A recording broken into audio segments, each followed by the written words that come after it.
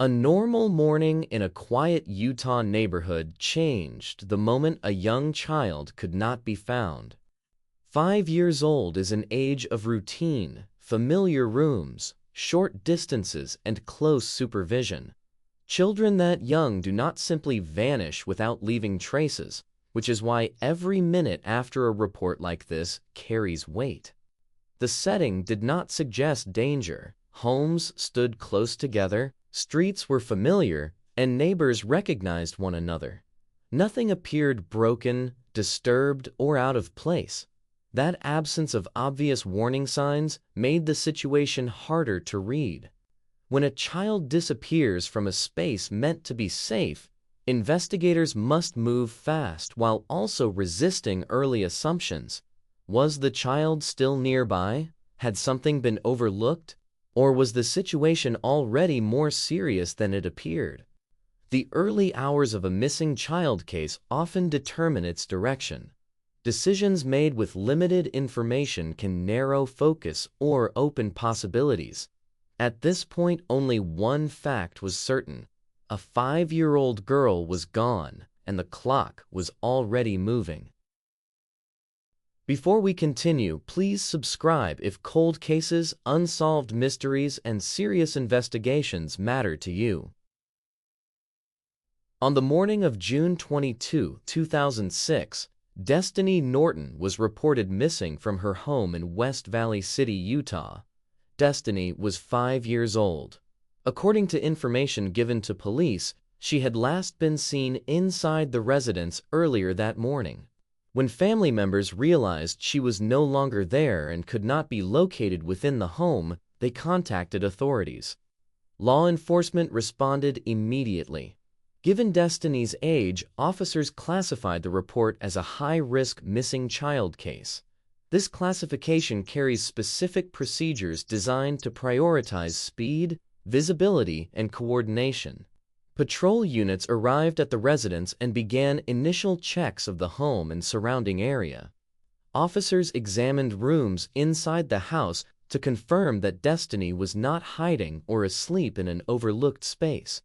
They then moved outward, checking nearby yards, driveways, and common areas where a child might wander. At this early stage, there were no signs of forced entry and no visible evidence of a struggle. The home itself did not indicate that a crime had occurred. Attention quickly shifted to the immediate neighborhood. Officers began canvassing nearby streets and speaking with residents. Neighbors were asked whether they had seen Destiny or noticed anything unusual. The goal was to establish a timeline beyond the household and identify any independent sightings. In cases involving young children, proximity is critical, and early searches often focus on the assumption that the child is still close. The physical layout of the neighborhood influenced the response. Houses were built close together with many private yards, garages, and storage spaces. This density increased the number of locations to consider while also introducing legal limitations. Officers could not enter private property without consent or cause.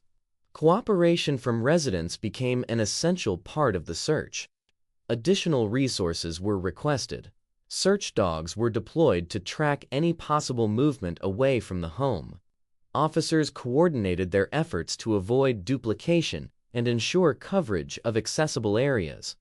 Volunteers from the community began to gather, ready to assist under police direction. Public notification followed quickly. Destiny's description was shared through local media outlets to increase awareness and generate tips. Investigators understood that timely information from the public can be critical, especially when a child may have been seen by someone outside the immediate circle of family and neighbors. As information was collected, officers documented details carefully. They worked to verify when Destiny had last been seen and by whom. This verification process is essential in missing child cases, as it helps narrow the window of disappearance and guide search priorities. At this moment, investigators relied on reported timelines while continuing to seek independent confirmation. The absence of clear physical evidence required caution. Officers avoided speculation and focused on observable facts. The working assumption remained that Destiny could still be nearby and in need of assistance. That assumption shaped decisions about where to search first and how to deploy resources. Throughout this initial response, police maintained a visible presence in the area. Patrol vehicles remained nearby, and officers continued moving through the neighborhood. Residents watched closely, aware that something serious was unfolding. This situation drew attention because of Destiny's age and the suddenness of her absence. This early stage established the foundation of the investigation. A missing child report had triggered immediate action. Search efforts were underway, information was being gathered, and assumptions were being tested against facts. Destiny Norton was officially missing, and the responsibility to locate her had shifted fully to a system designed to respond quickly, methodically, and within the limits of the law. As hours passed without locating Destiny Norton, law enforcement expanded the search beyond the immediate perimeter of her home. The urgency remained high, but the approach became more structured. Officers recognized that every nearby space needed to be accounted for, while the possibility of a child wandering nearby still existed. Search teams moved street by street, widening coverage in a controlled pattern. Yards, sidewalks, and shared spaces were examined carefully. Officers paid attention to places that could draw a child's attention or provide temporary shelter. These included play areas, open garages, sheds, and narrow passages between homes. Each checked location was documented to avoid confusion and duplication. Door-to-door inquiries increased. Officers knocked on homes that had not yet been contacted and returned to others to clarify earlier information. Residents were asked about movement, sounds, or anything out of the ordinary. These conversations were handled calmly and respectfully, focused on gathering facts rather than raising suspicion. One challenge became increasingly clear during this stage. Without probable cause, police could not force entry into private residences. Searches depended on voluntary cooperation. Many neighbors allowed officers to look through accessible areas.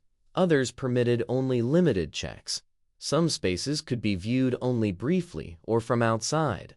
Investigators noted these limitations carefully, understanding their potential importance later. Search dogs were used to assist in tracking possible movement away from the home. Handlers guided them along nearby routes, watching for consistent direction or behavior. Any indication was treated cautiously and cross-checked with other information. Investigators understood that canine support can aid searches, but cannot provide certainty on its own. Media attention grew as the search continued. Destiny's image and description were shared widely, increasing public awareness. Tips began coming in from residents and people outside the neighborhood. Each report was logged and reviewed. Most could be resolved quickly, while a smaller number required officers to revisit locations or follow up with individuals who believed they might have seen something relevant. The flow of information added pressure. Supervisors adjusted assignments so that some officers focused on evaluating tips while others continued physical searches. This separation helped maintain momentum while ensuring that potential leads were not overlooked. Investigators also began focusing more closely on time. Establishing when Destiny had last been seen became increasingly important. Officers reviewed routines, household activity, and expected movements. The goal was to narrow the window of uncertainty and guide search priorities more precisely. Areas already searched during the earliest response were reconsidered.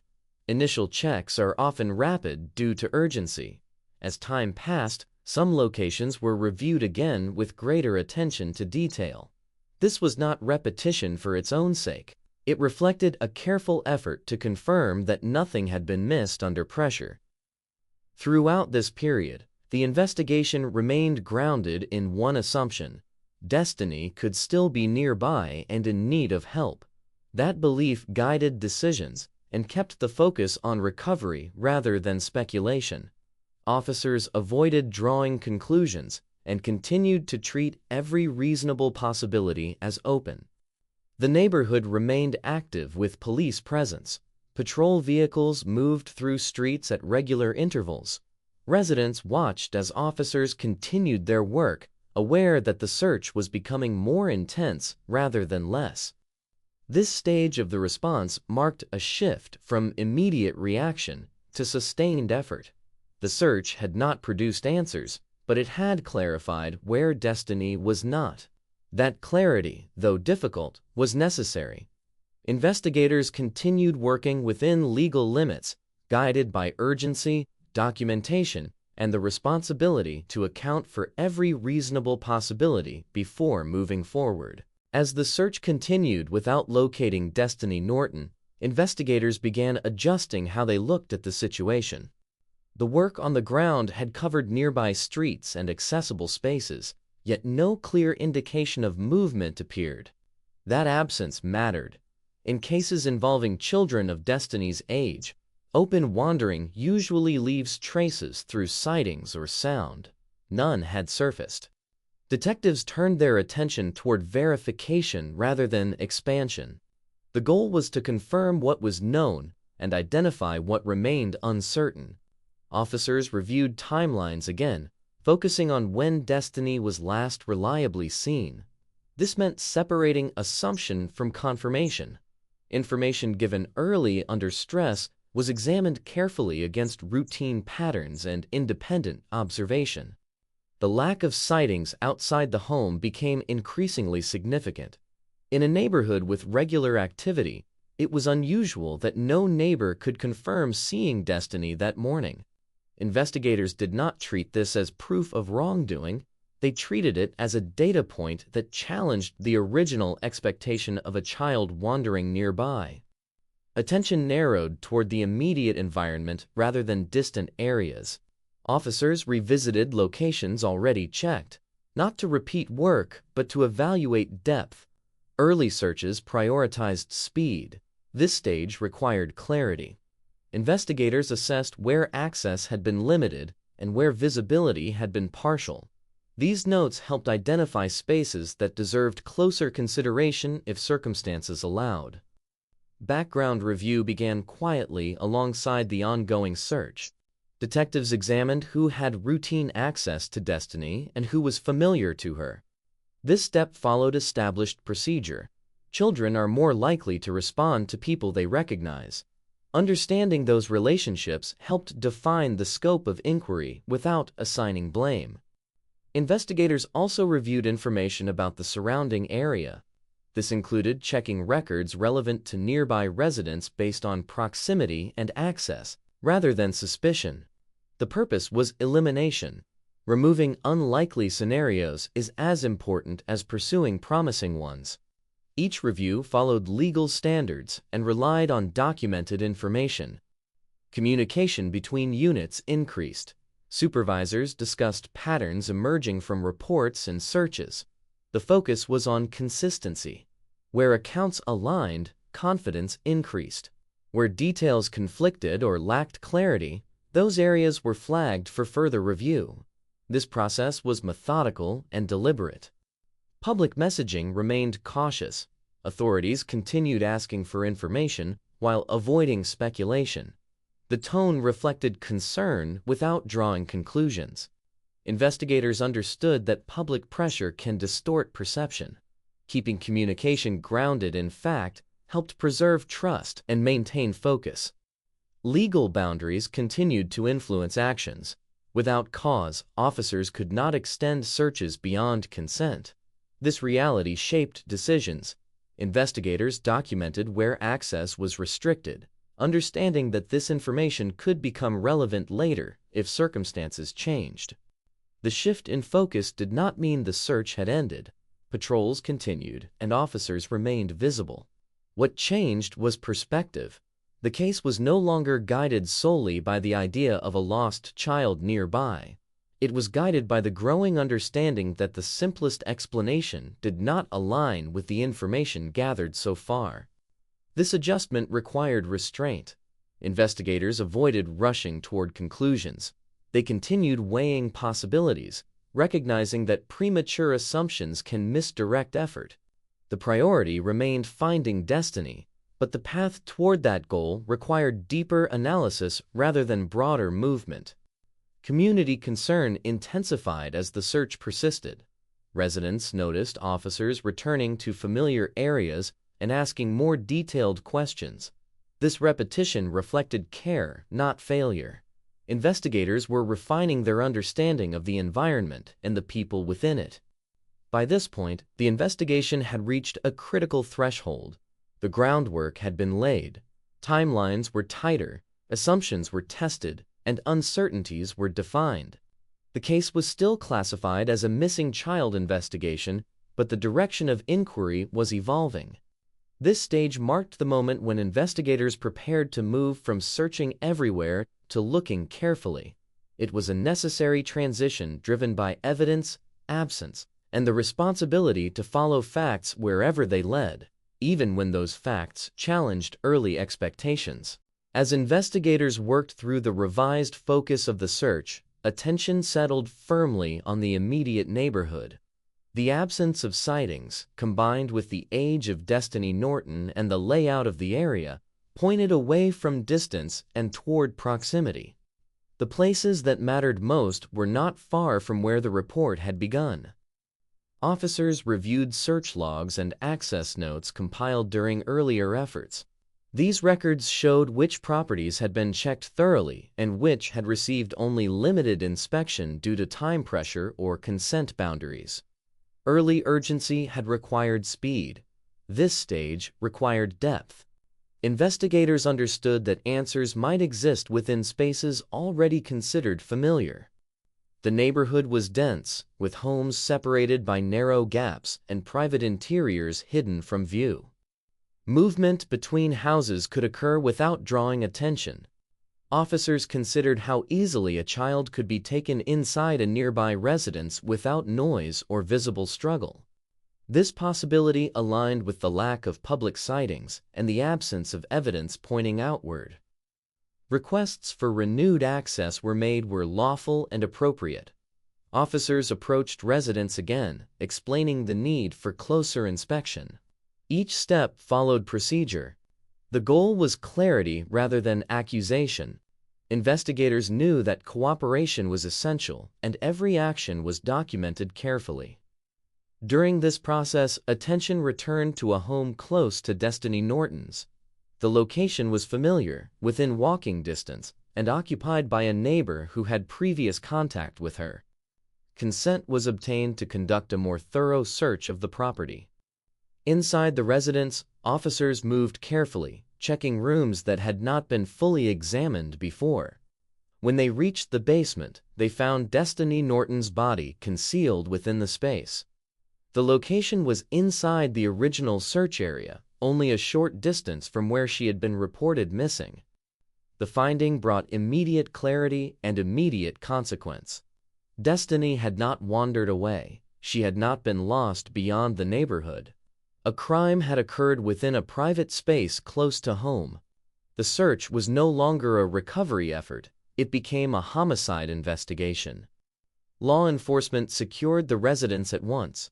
Officers cleared the area and restricted access to preserve the integrity of the scene. Forensic teams were called to begin detailed examination. Every movement inside the home was logged. Photographs were taken. Evidence was preserved according to protocol. Identification confirmed that the child found was Destiny Norton. The condition and placement of her body indicated intentional concealment rather than accident. Investigators began documenting how access to the home could have occurred and how the space had avoided detection during earlier checks. The proximity of the location forced difficult reflection. The basement had been within reach of initial search efforts, yet it remained unseen due to legal limits and the practical realities of consent-based searches. This was not framed as error, but as recognition of how law enforcement operates within constraints designed to protect rights. As the scene was processed, investigators shifted fully toward establishing accountability. The environment provided critical information about timing, access, and control. Each detail contributed to a clearer picture of what happened after Destiny was taken from her home. News of the discovery spread quickly. The neighborhood that had been filled with hope during the search now faced a stark reality. Residents learned that the answers had been nearby all along. The sense of shock was tied not only to the loss, but to the closeness of the crime. Authorities addressed the public with care. They confirmed that Destiny had been found and that the investigation had moved into a criminal phase. Details were limited to protect the process. The focus remained on facts rather than reaction. The discovery reshaped every earlier decision. Assumptions about distance and wandering were replaced by evidence of proximity and concealment. Investigators reviewed how early searches had been conducted and how access limitations had shaped outcomes. These reviews were documented for later analysis rather than public debate. The presence of the body within a neighboring home emphasized a central reality of cases involving young children. Familiar environments can contain hidden risk. Trust and proximity do not guarantee safety. Investigators recognized that the danger Destiny faced had existed within the same streets being searched. This moment did not bring resolution, it brought direction. The uncertainty that had defined the search was replaced by a defined crime scene and a clear investigative path. The responsibility of law enforcement shifted from locating a missing child to pursuing justice through evidence and law. From this point forward, every action taken would be guided by what had been found inside that basement. The case moved from unanswered questions to documented facts. Destiny Norton had been located, but the outcome underscored the hardest truth of the investigation. The answers had been close, concealed within an ordinary space that once seemed no different from any other. The discovery marked a decisive turning point. It revealed how assumptions can delay recognition of danger, and how critical access and verification are during the earliest hours of a search. Above all, it confirmed that the focus of the case had irrevocably changed. The task ahead was no longer recovery, it was accountability, grounded in evidence, procedure, and the responsibility to confront what had occurred within sight of home. With Destiny Norton found inside a nearby residence, the investigation moved swiftly toward accountability. The presence of her body within a private home eliminated uncertainty about the nature of the case. What had begun as a missing child inquiry was now formally treated as a homicide, and every action taken from this point forward followed criminal procedure. Law enforcement secured the property where Destiny was located and continued detailed forensic work. Investigators documented the layout of the home, points of entry, and areas that indicated control and concealment. Physical evidence was collected carefully, with attention given to preserving chain of custody. The goal was not only to understand what had happened, but to ensure that findings could withstand legal scrutiny. Focus centered on the occupant of the home. The neighbor, who lived close to Destiny's residence and was familiar within the area, was taken into custody. This step followed evidence-based reasoning rather than assumption. Officers worked methodically, ensuring that all actions aligned with constitutional requirements and investigative standards.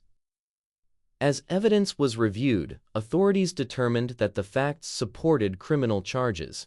Prosecutors were notified and began working closely with investigators. This coordination marked the transition from field investigation to legal preparation.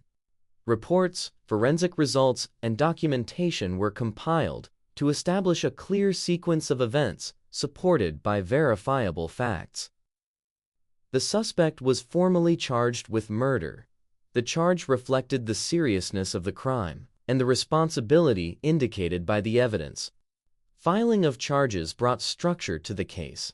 From this moment, the matter would be addressed through the court system rather than continued inquiry into what had occurred. The arrest had a profound impact on the community. The individual charged lived nearby, within the same environment where search efforts had taken place. This proximity intensified the sense of shock. Residents were forced to confront the reality that the threat had not come from outside the neighborhood, but from within it. Authorities communicated developments with restraint. Public statements confirmed the arrest and charges without releasing unnecessary detail. Investigators emphasized that the decision to charge was grounded in evidence and procedure. Protecting the integrity of the case became a priority as it moved toward prosecution. As the legal process began, prosecutors prepared formal documents outlining the case. These materials detailed the location where Destiny was found, the circumstances that led to the discovery, and the evidence connecting the accused to her death. Each element was reviewed carefully to ensure accuracy and completeness. The accused remained in custody as court proceedings were scheduled. Early hearings addressed procedural matters related to detention and formal acknowledgement of charges. These steps were part of standard legal process, ensuring due process while maintaining public safety. The charging phase clarified the direction of the case. There was no longer uncertainty about whether a crime had taken place. The justice system had recognized Destiny Norton's death as a homicide, and responsibility would be determined through law. For investigators, the role shifted again. Active searching ended, replaced by preparation and support for prosecution. Evidence handling, documentation, and coordination with legal teams became the focus. Each detail gathered during earlier stages now carried legal weight. The arrest and charges also reframed public understanding of the search. What seemed like a missed opportunity was understood within the context of legal limits and access restrictions. Authorities acknowledged the difficulty of balancing urgency with rights, especially in situations where time is critical. This stage did not provide emotional resolution, it provided clarity. Destiny's disappearance had been explained through evidence rather than assumption. The path forward was defined by court proceedings and legal accountability. The case now moved into the judicial system, where facts would be examined under established law. The arrest marked the point at which uncertainty gave way to formal accusation. Destiny Norton's death would be addressed not through speculation or rumor, but through structured legal process. The responsibility of the state became clear: to present the case accurately, to respect due process, and to ensure that accountability was pursued with care and precision. The search for answers had ended. The pursuit of justice had begun, grounded in evidence and guided by law. The arrest in the Destiny Norton case brought a shift that was felt across the neighborhood and beyond. What had been a search defined by urgency and uncertainty became a moment of collective reckoning. Residents who had walked the streets, spoken with officers, and watched search teams move through familiar spaces now faced the reality that the crime had occurred close to home. Shock was widespread, but it was accompanied by confusion and unease. Many people struggled to understand how the answers had been so near while remaining unseen. The idea that a child could be taken and concealed within the same area where officers and volunteers were searching challenged assumptions about safety and awareness. Familiarity with surroundings no longer felt reassuring. Parents in the area became especially vocal. Daily routines were re-examined and trust was questioned. The case forced families to confront uncomfortable truths about proximity and risk. The belief that danger comes from outside a community rather than within it no longer held. Conversations shifted toward vigilance and the limits of assumption. Public response also included scrutiny of the search itself. Residents asked how the location where Destiny was found had not been identified earlier. These questions were not rooted solely in blame, but in a desire to understand how such outcomes can occur. Law enforcement acknowledged the difficulty of the search and the legal framework under which it had been conducted. Officials explained that early efforts relied on consent-based access. While many residents cooperated, not every space could be examined fully. This reality highlighted a difficult balance. Police must act quickly in missing child cases, yet they are bound by laws designed to protect private property and individual rights. The Destiny Norton case exposed how those limits can shape outcomes during critical hours. Media coverage intensified following the arrest. Reports focused not only on the crime, but on the broader implications for neighborhood safety and investigative practice. The case became a point of discussion across Utah, raising questions about how communities respond when tragedy occurs within ordinary settings. Community leaders and local officials addressed residents directly. They acknowledged the grief and anger felt by many, while emphasizing the importance of evidence-based investigation. Statements focused on transparency and responsibility, reinforcing that accountability was being pursued through the legal system. The reaction extended beyond immediate neighbors. Schools, community centers, and local organizations engaged in conversations about child safety. Awareness efforts increased, with emphasis on supervision, communication, and reporting concerns early. While these discussions could not change what had happened, they reflected a collective effort to respond constructively. At the same time, there was recognition that no amount of caution can eliminate all risk. The case underscored the limits of control within everyday environments. This understanding brought a somber tone to public discussion. Safety could not be assumed based on appearance or familiarity alone. Law enforcement also reflected on the community response. Officers recognized that trust is shaped not only by outcomes, but by openness. Continued communication became a priority. Authorities worked to explain procedures, clarify decisions, and address misconceptions without compromising the ongoing legal process. The loss of Destiny Norton resonated beyond statistics or headlines. It affected how people viewed their surroundings and each other. The sense of collective innocence within the neighborhood was altered. What replaced it was a more cautious awareness of how quickly normalcy can be disrupted. Despite the intensity of emotion, the community response did not descend into disorder. There were no calls for vigilante action or retaliation. Instead, attention remained focused on justice through lawful means. This restraint reflected an understanding that accountability must be handled through established systems rather than impulse. The reaction phase revealed an important aspect of cases involving children. The impact does not end with arrest. It continues through how communities process loss, confront vulnerability, and reassess assumptions. Destiny Norton's case became a reference point for conversations about proximity, trust, and the responsibilities shared by neighbors, families, and institutions. As the legal process moved forward, the community remained engaged but changed. The search that once united residents in hope had given way to reflection shaped by grief and awareness. The environment looked the same, but perception had shifted. The reaction was not fleeting. It became part of how the community understood itself in the aftermath of an event that had occurred within its own streets. As the case moved beyond arrest and immediate public reaction, attention turned toward how the search had unfolded and what it revealed about investigative limits in missing child cases. This focus did not challenge the legal outcome. It examined process.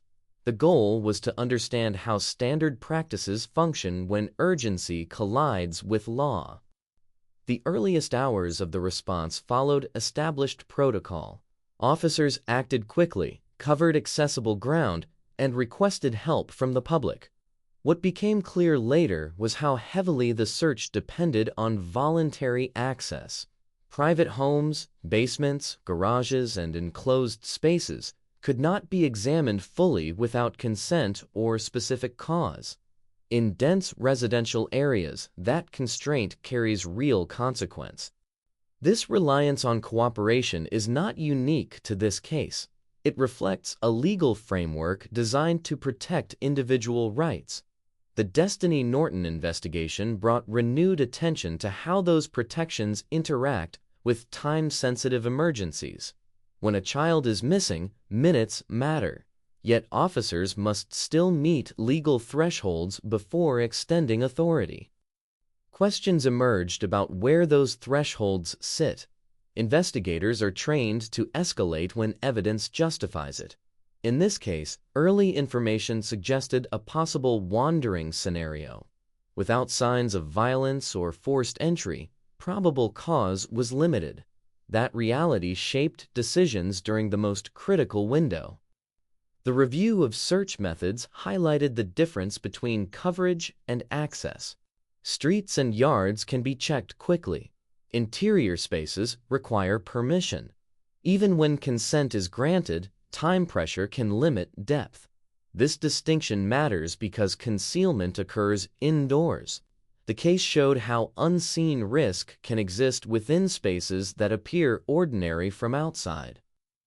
Law enforcement agencies examined how search logs and access notes were used. Documentation captured where checks occurred and where limitations existed. The question was not whether records were kept, but how they informed follow-up. Understanding which areas received partial inspection became essential after the discovery. Another area of focus involved assumptions. Early response relied on the belief that a child might still be nearby and visible. That assumption is reasonable, but it can shape search patterns. The case demonstrated the importance of testing assumptions continuously, rather than allowing them to persist unchecked. The timing of reassessment also became part of discussion. Investigators did adjust focus as information failed to align with expectations. The challenge lies in recognizing when to narrow inward sooner. This is not a simple decision. It requires balancing hope, evidence, and legal authority. Training and policy discussions followed. Agencies considered how to support officers in making difficult calls under pressure. Emphasis was placed on critical evaluation of absence. A lack of sightings can be as meaningful as a confirmed report. Recognizing when absence itself signals risk became a central lesson. Community cooperation was also examined. While many residents assisted willingly, the case highlighted how uneven cooperation can shape outcomes. Investigators cannot compel trust. They must work within what is offered. This reality underscores the importance of public understanding during emergencies. The Destiny Norton case did not result in changes to law, but it influenced conversation. It reinforced the need for clarity around emergency powers and reinforced training on early verification. The aim was improvement, not blame. Importantly, these discussions acknowledged that no system guarantees prevention. Even well-executed searches operate within constraints. The value of review lies in reducing vulnerability, not eliminating uncertainty entirely. The questions raised were practical rather than abstract. How quickly should focus narrow? How should limited access be documented? When does absence justify escalation? These are questions faced by investigators nationwide. The case served as a reminder that procedure is not static. It evolves through experience. Each investigation adds to collective understanding. Destiny Norton's case contributed to that understanding by exposing the tension between rights and urgency. This stage of reflection did not reopen wounds for the sake of analysis. It sought to honor responsibility through learning. The investigation had reached its legal conclusion, but its influence extended into how future responses might be shaped. Systemic questions do not provide comfort, they provide direction. In confronting them, agencies aim to strengthen response without compromising law. The legacy of the case rests partly in those efforts, grounded in the recognition that early decisions, shaped by limits and assumptions, carry lasting weight. The Destiny Norton case reached its formal conclusion through the justice system, but its significance did not end with conviction and sentencing. Accountability in this case was defined clearly and lawfully.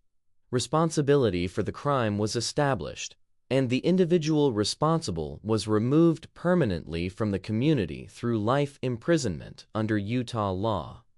That outcome reflected the seriousness of the offense and the evidence that supported it. The legal resolution provided certainty where there had once been uncertainty. It confirmed that Destiny had been taken and killed by someone within her immediate environment. The court process did not rely on speculation or narrative framing. It relied on documented facts, forensic findings, and lawful procedure. The result was final and unambiguous. Beyond the courtroom, the case left space for reflection rather than closure. The events challenged widely held assumptions about safety, familiarity, and proximity. Destiny did not disappear into an unknown place. She was taken into a nearby home, within an area being searched. That reality reshaped how risk is understood in ordinary settings. The investigation highlighted how easily danger can remain hidden within familiar spaces. Neighborhoods that appear safe can still contain unseen threats. The case underscored the limits of surface-level reassurance and the importance of vigilance grounded in observation rather than comfort. For law enforcement, the outcome reinforced the value of process. The case demonstrated how methodical review, documentation, and reassessment can lead to answers even when early efforts are constrained by law. The eventual discovery was not the result of chance, but of narrowing focus through elimination and verification. The case also reinforced the importance of restraint. Investigators operated within legal boundaries designed to protect rights. Those boundaries can complicate urgent searches, but they exist to preserve justice. The Destiny Norton investigation showed how accountability must be pursued without compromising those principles, even when time is critical. For the community, reflection centered on awareness. The search had brought neighbors together, but the outcome forced a reevaluation of trust and assumption. Familiarity alone could no longer be viewed as protection. Attention shifted toward shared responsibility and attentiveness within everyday environments. There was no celebratory resolution. The conclusion did not offer comfort or balance. A child had been killed. Justice addressed responsibility, not loss. The absence left behind could not be resolved through sentencing. What remained was clarity. The case provided clear answers supported by evidence. It also provided lessons about proximity, access, and the need to question assumptions early. These lessons were not abstract. They were grounded in the reality of how events unfolded. The Destiny Norton case stands as a reminder of how accountability functions when law and evidence intersect. It shows how investigation progresses from uncertainty to clarity without abandoning restraint. It illustrates how reflection follows resolution, not to reopen events, but to understand them. In the end, the outcome was factual and final. Responsibility was established. The justice system acted. What continues beyond that is awareness.